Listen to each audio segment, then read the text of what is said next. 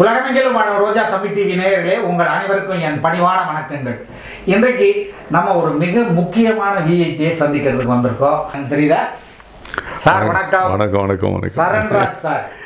Sir, உங்களை சந்திக்கிறதுல ரொம்ப மகிழ்ச்சி. ரொம்ப தேங்க்ஸ். நம்முடைய ரோஜா தமிழ் டிவி வியூவர்ஸ்க்காக ஸ்பெஷல் இன்டர்வியூ கொடுக்குறீங்க. ஆமாம், மாடு ரிலீஸ் இப்போ தான் பண்ணிருக்கோம். சர்டிஃபிகேட் யூஏ சர்டிஃபிகேட் வந்திருக்கு, யூஏ சம்சார் சார். ஸோ இப்போ படம் ரிலீஸ் பண்ணோம், அதான் வெயிட் பண்ணிட்டு இருக்கோம். சொல்லி நானும் ஒரு கேரக்டர் நடிச்சிருக்கேன். ஆமாம் ஆமாம், தாய் மாமா கேரக்டர் நடிச்சிருக்கேன். ஸோ அந்த மாதிரி படம் வந்து நல்லா வந்திருக்கு. இப்போ ரிலீஸ் பண்ணிட்டு மக்கள் முன்னாலே வந்து போட்டு காட்டணும்.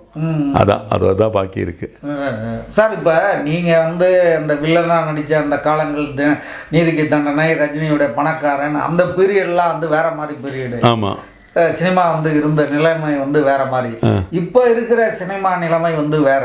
ஆமாம், இதுல எப்படி உங்களுக்கு வந்து இல்ல இப்போ டிராவல் பண்ணி இல்ல இப்போ இல்ல அப்போ என்னன்னா நிறைய டிராமா பண்ண வேண்டி இருக்கும். ஒரு டயலாக் சொல்லணும், அப்படி சொல்லுங்க இப்படி சொல்லுவாங்க. இப்போ இந்த டைரக்டர் புது டைரக்டர்ஸ் தான் எல்லாமே. இப்போ ஜெயலலிதா படம் பார்த்தேன், நிறைய படம் பார்த்துட்டு இருக்கோம் டெய்லி. இப்போ நம்ம கோல்டு படம் இருக்கட்டும், எல்லா வந்த படம், அது இல்லைன்னா மகாராஜா படம், இந்த டீன்ஸு அந்த படம், எல்லா படமே நாங்கள் பார்க்கும்போது ஒரு ரொம்ப நேச்சுரலாக தான் பார்க்குறோம் எல்லாமே. இப்போ முன்ன மாதிரி நடிக்கிற தேவையில்லை. இப்போ நாங்கள் என்ன பேசுகிறோமோ அப்படியே என் படத்தில் நடித்தா போதும் சொல்கிறாங்க. இப்போ நான் ஒரு படம் பண்ணேன், இப்போ ஹிட்லர் சொல்லிட்டு விஜய் ஆண்டனி படம். அந்த படத்தில் வந்து ரொம்ப நேச்சுரலாக பண்ணிருக்கேன். எல்லாருமே ரொம்ப பாராட்டினாங்க அந்த கேரக்டர் பார்த்துட்டு, என்னோட கெட்டப் பார்த்துட்டு. அப்போ லேபல் சொல்லிட்டு ஒரு படம் பண்ணேன். இப்போ நம்ம காமராஜ் டைரக்டர் அருண் காமராஜுக்கு, அதுக்கு ஒரு வெப் சீரிஸ் அது பண்ண, நல்ல பேர் எனக்கு அதில்.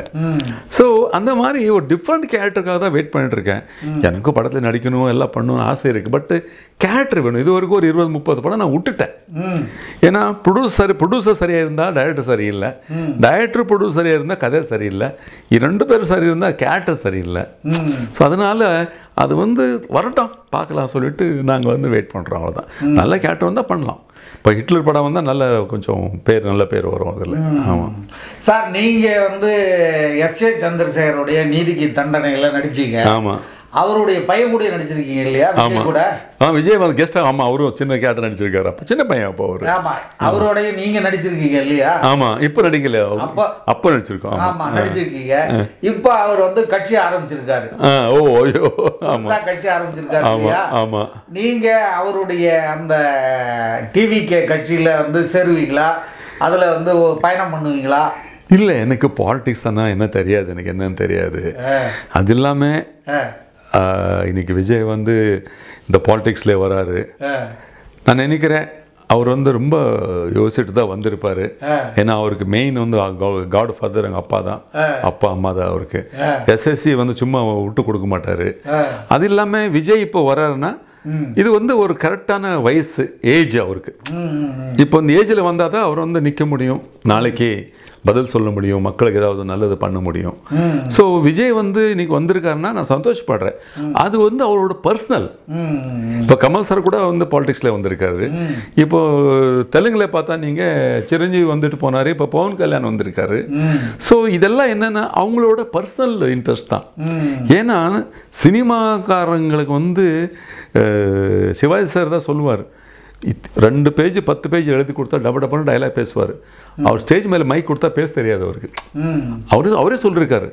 ஸோ அந்த மாதிரி ஒரு நடிகனுக்கு வந்து ஒரு டச்சப் பாய், ஒரு மேனேஜரு, ஒரு ஆள் முன்னாலே பின்னாலே கார் டிரைவரு, அந்த மாதிரி இருந்தால் தான் நம்மளுக்கு வந்து வெளியே போக முடியும். இல்லை நம்மளால போக முடியாது. பாலிடிக்ஸ் எப்படின்னா இறங்கி போயிடனால தான். இப்போ என்டி ராமராவ் வந்தார், இறங்கினார், போனார், வெற்றி. அப்படியே கண்டினியூஸ். எம்ஜிஆர் வந்தார், அவரு கூட பெரிய வெற்றி. ஸோ அந்த மாதிரி இன்னைக்கு வந்து பாலிடிக்ஸ் வர்றது தப்பு இல்லை. பட் நம்ம எவ்வளோ தகுதி இருக்காங்கிறத பார்த்துட்டு தான் வரணும். ஏன்னா இப்போ வந்து நம்ம எல்லாரும் நினைக்கிற மாதிரி பாலிடிக்ஸுங்கிறது வந்து அவ்வளோ ஈஸியான பிரெட் அண்ட் பட்டர் ஜாம் இல்லை. ரொம்ப கஷ்டப்படணும். ஏன்னா இன்னைக்கு டிஎம்கே இந்த அளவுக்கு நிற்கிது, இந்த அளவுக்கு இன்றைக்கி வந்து சப்போர்ட்டாக இருக்குது தமிழ்நாட்டில். அவருக்கு மக்கள் இவ்வளோ சப்போர்ட்டாக இருக்காங்கன்னா அவங்க பண்ண ஒரு ஹார்ட் ஒர்க் தான். ஒரு பேசிக்காக அவங்க கஷ்டப்பட்டது, பேசிக்காக அப்பா இருக்கும்போது அவர் எவ்வளோ கஷ்டப்பட்டிருக்காரு சொல்கிறேன் உங்களுக்கு. ஸோ அதுக்காக நாங்கள் வந்து இன்றைக்கி டிஎம்கே வந்து நம்பர் 1. அது வந்து யாரும் கிட்ட போக முடியாது, யாரும் பேச முடியாது. ஏன்னா அதில் வந்து நிறைய சிரமம் இருக்குது, நிறைய அதில் வந்து ஹார்ட் ஒர்க் இருக்குது. அதே மாதிரி இப்போது நெக்ஸ்ட் யார் வராங்கன்னா அந்த அளவுக்கு எல்லாருமே கஷ்டப்படணும், அந்த அளவுக்கு எல்லோரும் பேர் வாங்கணும், மக்களுக்காக ஏதாவது செஞ்சால் தான் நம்ம வந்து என்ன வேணால் பண்ணலாம் அங்கிறது என்னோட இது ஒரு தாட்டு. அதர்வைஸ் எனக்கு இந்த பாலிடிக்ஸ் பற்றி எம்எல்ஏ எம்பி அவங்க பற்றி எதுவுமே எனக்கு தெரியாது. நான் யாருக்கிட்டையும் போக மாட்டேன். நான் தனியாக மனிதன். எனக்கு வந்து ஒரு ஃப்ரீ பேர்டு மாதிரி. உங்களுக்கு தெரியும், நான் எப்போவுமே விட்டா நான் பாண்டிச்சேரி போயிடுவேன், இல்லை பெங்களூர் போயிடுவேன். தனியாக தான் போவேன், யார் கூட்டு போகிறது இல்லை, யார் பாடி கார்டு இல்லை, யாருமே இல்லை, நான் மட்டும் போயிடுவேன். ஸோ அந்த மாதிரி இருக்கும்போது இப்போ வந்து விஜய் வந்திருக்காருன்னா நான் சந்தோஷப்படுறேன். ஏன்னா திஸ் இஸ் ரைட் டைம் அவர் வந்தது. ஸோ பார்க்கலாம் என்ன நடக்க போகுதுன்னு. இல்லை நீங்கள் அதில் சேருவீங்களா அப்படின்னு? இல்லை, நான் வந்து பாலிடிக்ஸ் இல்லை. எனக்கு வந்து ஆக்சுவலி ஏடிஎம்கேல வந்து ராதா ரவி அண்ணா வந்து எனக்கு கூட்டு போனார். பட் அந்த கூட்டத்தில் பார்த்த உடனே நான் ஓடி வந்துட்டேன். என்னால் முடியாத சாமியை சொல்லிட்டு சொல்லாமல் போனாலும் வந்துட்டேன். ஏன்னா நான் எங்கே போனால் தனியாக போயிடுவேன் சார். நான் பெங்களூர் போனால் தனியாக தான் போவேன். ஸோ இந்த பாலிடிக்ஸ் போன உடனே என்ன ஆகும்னா நிறைய ஒரு ஃப்ரீடம் போயிடும் உங்களுக்கு. தனியாக எங்கே போக முடியாது. எங்கெங்கே போய் நிற்கணுமோ அங்கே போய் நிற்கணும். அது நமக்கெல்லாம் எனக்கு செட் ஆகாது. அது எல்லாமே பாலிடிக்ஸ் அங்கிறது நம்ம அது சாப்பாடு கிடையாது. அது இனிமே தெரில, இனிமே என்ன அப்போ தெரில. அது இல்லைன்னா நாளைக்கு நம்ம விஜய் நல்ல பேர் வாங்கி நல்ல மக்களை நல்லது பண்ணிட்டு நல்ல பேர் வாங்கினாருன்னா அப்போ கூட சொல்ல முடியும் என்ன பண்ணலாம்னு சொல்லிட்டு. ஏன்னா இப்போ விஜய் இருக்கட்டும், எஸ்எஸ்சி இருக்கட்டும், ஒரு எஸ்எஸ்சி தான் எனக்கு குருநாதர் தமிழில். ஸோ நம்ம ஃபேமிலி மெம்பர்ஸ் மாதிரி நாங்கள் எல்லாம். ஸோ அதுக்காக நாங்கள் வந்து எப்போவுமே நம்ம பசங்க நல்லா இருக்குன்னு சொல்லிட்டு தான் நான் நினைக்கிறேன். யாரும் வந்து கஷ்டப்படக்கூடாது, எல்லோரும் நல்ல பேர் வாங்கணும், நல்ல வேலை பார்க்கணும், நல்ல பேர் வாங்கணும், நல்லா இருக்குன்னு சொல்லிட்டு தான் நினைக்கிறேன். ஸோ அந்த இதில் நம்ம விஜய் கூட இருக்காரு, இனி கூட நல்லா பண்ணிகிட்ருக்காரு. நல்ல சூப்பராக டான்ஸ் பண்ணுறாரு, ஃபைட் பண்ணுறாரு, டயலாகு, இன்றைக்கி நல்ல பாட்டு பாடுறாரு அவர். ஸோ அதெல்லாம் பார்க்கும்போது ஒரு லீடர் மாதிரி இருக்கார். இன்றைக்கி ஒரு தளபதி மாதிரி இருக்காரு. இப்போ அவருடைய கடைசி படம்னு கோட் சொன்னாங்க, அதுக்கு அடுத்து ஒரு படம் பண்ண போறாருன்னு சொல்றாங்க. இல்லை அவர் படம் நேரத்தில் படங்கள் நல்லா பண்ணிட்டு இருக்கும்போது அவர் திரைத்துறையை விட்டுட்டு அரசியலுக்கு போயிட்டாரு. இல்லை படம் விடக்கூடாது, படம் பண்ணும். ஒரு படம் பண்ணதானே நமக்கு மக்கள் வந்து ரசிப்பாங்க. நீங்கள் வந்து எல்லாத்தையும் வந்து நேராக மைக்கில் சொல்ல முடியாது. ஸ்டேஜில் நீங்கள் படத்தை நிறைய விஷயம் சொல்லலாம். மக்களுக்கு சொல்கிறதுக்கு நிறைய விஷயம் இருக்குது. அந்த விஷயம் நீங்கள் வந்து படத்தில் இப்போ சொன்னீங்கன்னா மக்களுக்கு இன்னும் நல்ல ஒரு இதாகிடும், மைண்டில் நல்ல ஸ்ட்ராங் ஆகிடும். ஸோ விஜய் வந்து அட்லீஸ்ட் வருஷத்துக்கு ஒரு படம் இல்லை 2 வருஷத்துக்கு ஒரு படம் நடிக்கணும். ஏன்னா அவருக்குன்னு ஒரு தனியான ஒரு தமிழ்நாட்டில் ஒரு ஃபேன்ஸ் இருக்காங்க, உயிர் கொடுக்குற ஃபேன்ஸ் இருக்காங்க. So Vijay must act in the movies. ஏன்னா வி நீட் ஹிம். ஒரு ஆக்டராக பார்க்கணும். நான் ரஜினி சார் கூட கடைசி படம் சொல்லுவார். பட் நாங்கள் எல்லாம் என்ன சொல்லுவோம்னா, இல்லைண்ணா பண்ணுங்கண்ணா, நீங்கள் ஒர்க் பண்ணுங்க சொல்லுவோம். ஸோ அந்த மாதிரி இப்போ விஜய் கூட கடைசி படம் சொல்லிட்டு இருக்கார். பட் வேண்டாம், அதெல்லாம் சொல்ல தம்பி, இன்னும் நீங்கள் நிறைய படத்தில் நடிக்கணும். சின்ன பையன் தானே சார் நம்ம. ஆமாம். பட் ஓகே, இப்போ பாலிடிக்ஸ் வந்திருக்காரு, பார்க்கலாம். ஏன்னா நான் நினச்சது ரஜினி சார் வந்து அந்த டைமில் பாஷா டைமில் நமக்கு அண்ணாமலை டைமில் ரஜினி சார் பாலிடிக்ஸ் வந்திருந்தா அது வேறு மாதிரி இருக்கும். ஏன்னா அப்போ அந்த இது வேறு, அவருக்கு இந்த ஸ்பீடு வயசு அதெல்லாம் கரெக்டாக இருந்தது. பட் இப்போ கூட ஒன்றும் குறையில்லை. அவர் வந்தார்னா இப்போ கூட வரலாம் அவர். பட் அவருக்கும் பிடிக்காதுன்னு நினைக்கிறேன் நான். ஆமாம், கரெக்ட். ஆமாம், இதுக்கு விஜய் வந்திருக்காருன்னா ரொம்ப சந்தோஷமாக இருக்குது. ஆமாம் சார், நீங்கள் வந்து இந்த குப்பனுடைய ஆடியோ லான்ச்சில் பேசும்போது அடுத்த என்னுடைய படத்தில் வந்து புது டைரக்டர்களுக்கு வாய்ப்பு கொடுப்பேன் அப்படின்னு சொன்னீங்களே. இப்போ இந்த படத்தை வந்து நீங்கள் டைரக்ட் பண்ண அடுத்த படம் வெளியே சின்ன பசங்களுக்கு யாருக்கா கொடுக்க போகிறீங்களா? ஆமாம் சார். என்னென்னா இப்போது வீட்டில் வந்து 2 ஹீரோ இருக்காங்க. பெரிய பையன் தேஜ் இருக்காரு, சின்ன பையன் இவர் தேவ் இருக்காரு. எல்லா படத்தை நானே பண்ண முடியாது. ஸோ அவங்களும் கொஞ்சம் வெளியே போய் சுற்றிட்டு வரலாமே சொல்லிட்டு நான் என்ன சொன்னேன்னா, அன்றைக்கி சொன்னது உண்மைதான். பட் அது நடக்க போகுது. பெரிய பையனுக்கு மெயினாக, பெரிய பையனுக்கு சின்ன பையனுக்கு நல்ல கதை இருந்தால், நல்ல கதை, நல்ல ஒரு டைரக்டர்கிட்ட வேலை பார்த்த ஒரு டைரக்டர், அசிஸ்டன்ட் டைரக்டர் இல்லை புதுசாக கூட இருந்தால் தப்பு இல்லை. பட் கதை எதாவது புதுசாக இருக்கணும். ஏதாவது சும்மா எடுத்துட்டு சும்மா காசு வீணாக்குறது இல்லை. அந்த மாதிரி வந்தால் படம் நம்மளே எடுத்துகிட்டு சப்போர்ட் பண்ணலாம் சொல்லிட்டு இருக்கிறேன். புது பசங்களுக்கு. ஏன்னா இப்போ எத்தனை டைரக்டர்ஸ் கஷ்டப்படுறாங்க உங்களுக்கு தெரியும். எத்தனை அசிஸ்டன்ட் டைரக்டர்ஸ் பாவம் ஏதோ சினிமா நம்பி தான் வந்து எங்கெங்கோ போய் வேலை பார்க்குறாங்க. ஸோ அந்த மாதிரி பசங்களை பார்த்தா கண்ணில் தண்ணி வருது. ஸோ நான் அதுக்காக 2 ஹீரோ நம்ம வீட்டில் இருக்காங்க, நான் ஒரு கேரக்டர் ஆர்டிஸ்ட் இருக்கிறேன்.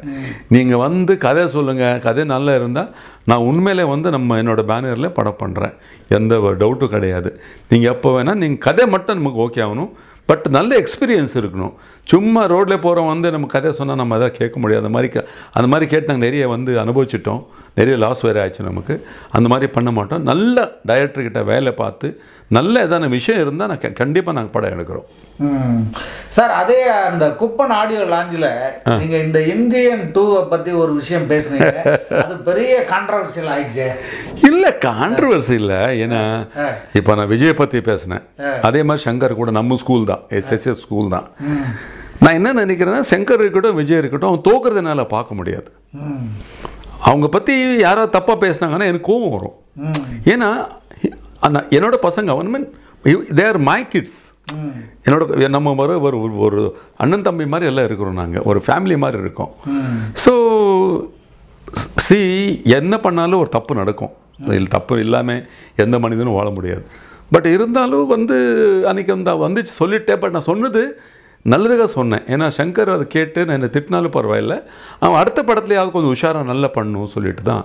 ஏன்னா சங்கர் படம் பண்ணால் நிறைய அதை பற்றி நிறைய கான்ட்ரவர்சி இருக்கும். நல்லா எல்லாம் வெயிட் பண்ணுவாங்க, ஒரு சாங்க்காக வெயிட் பண்ணுவாங்க, ஒரு சீனுக்காக வெயிட் பண்ணுவாங்க, ஒரு காமெடிக்காக வெயிட் பண்ணுவாங்க.